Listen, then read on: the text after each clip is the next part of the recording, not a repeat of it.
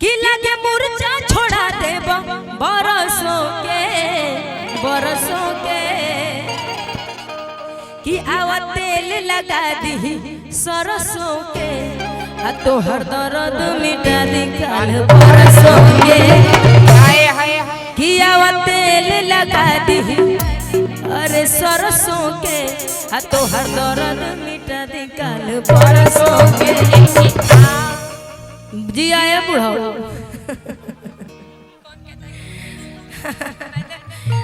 देखो बूढ़े जी के खातिर शायरी बोलिए पूजा जी बीच बीच में यो अपन काम पूरा करत है। दीदी एक बात बोल दूं, आप मेरी बहुत अच्छी बेस्ट सिंगर हो। नेहा दीदी बहुत ही अच्छी बेस्ट सिंगर, मैं इनको बहुत दिल से मानती हूँ। लेकिन बुढ़े लिए मैं कुछ कहना चाहती हूँ। कौन कहता है कि बुढ़े इश्क नहीं करते? कौन कहता है कि बुढ़े इश्क नहीं करते? करते हैं पर कोई शक नहीं करते, इसलिए कोई शक नहीं करता होगा। बोल दो ठेकू भैया फौसरी पाका लगाएंगे। ए पूजा हर बात माइक में नहीं बोलना। अरे आप बहुत शायरी बोल रही हैं। लड़कियों पर विश्वास नहीं ना करना है। लड़कियां बड़ी धोखा देती हैं कि नहीं देती हैं कि दिल तो सबके लिए पत्थर बना के रखा है।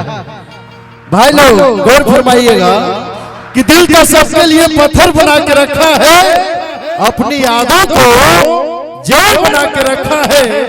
तुम जिसको बोलते हो कि मेरी जान है, गलत न जाने कितनों के कबूतर बना के रखा है। वाह वाह गद्दारी करबे। ये जो लड़कियों के खुले खुले बाल होते हैं, सर हमारे फौजी जवान बैठे हुए हैं, कि ये जो लड़कियों के खुले खुले बाल होते हैं जनाब, वो लड़कों के फंसाने के चाल होते हैं। और हमने न जाने कितने खून पिए हैं, तभी तो हमारे होठ लाल होते हैं।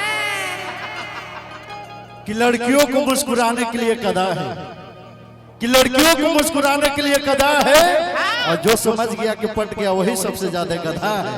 इसलिए लड़कियों की झूठी मुस्कान पे नहीं जाना है। नहीं जाएंगे आप लोग। चलिए कि मरना है तो मरो वतन के लिए। दोस्तों लोग गौर फरमाइएगा कि मरना है तो मरो वतन के लिए, क्यों मरना चाहते हो बेवफा दुल्हन के लिए। अगर मर गया बेवफा दुल्हन के लिए तो छतरपुर से लेके डालेंगे चंदा काटेंगे तेरे कफन के लिए। इसलिए झूठी मुस्कान पे नहीं जाना है। अच्छा इनके लिए हम कुछ कह दें? हाँ मुंह से। जाड़ा के मौसम बा कि सैया जाड़ा में, कि सैया जाड़ा में, अरे की गवना करई तारा जाई लेखा काम येते। डिस ब्रेक मार के गए कि हमारे सिंगर नेहा दीदी खड़ी हैं यहाँ पर। हम जाड़ा वाले को गाना हाँ ये गई हेलो लेबल बना के रखिए। खिसारी भैया के साथ हमारे वो गाना आइल बा अभी यही जाड़ा में।